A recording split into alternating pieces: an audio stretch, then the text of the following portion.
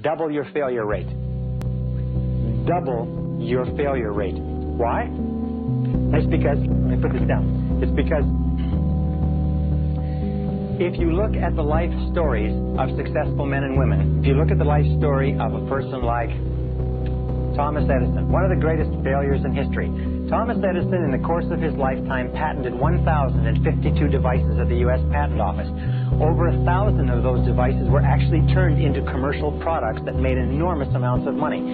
Edison was also the greatest failure in the history of invention. He failed 17,000 times to come up with a plant that from which natural latex could be drawn.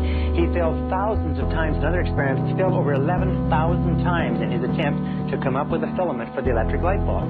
After he had failed 5,000 times, and it was in the newspaper, it was called Edison's Folly, this attempt to somehow light the world with an incandescent light bulb. Everybody knew the world, people were supposed to light their way through the world with a kerosene lantern. A reporter came to him, a young reporter, said, "Mr. Edison, why do you persist in spending all of this time and money after you failed 5,000 times?" And Edison said, "Young man," he said, "you don't understand how the world works." He said, "I haven't failed at all." He said, "I've just successfully discovered 5,000 ways that will not work." He said, "That puts me just 5,000 ways closer to the way that will work." It was over 11,000 experiments before he found the tungsten or the carbon impregnated filament that lit the first electric light bulb and changed the world. Colonel Sanders went to over 1,000 restaurants. A 66-year-old man went to over 1,000 restaurants to try to sell his recipe initially before he found one restaurant that would pay him a 5-cent chicken royalty.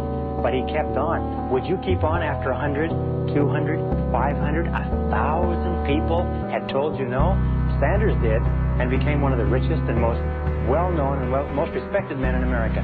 So you have to understand that success and failure go hand in hand, that wherever there is a possibility for success, there's also the possibility for failure.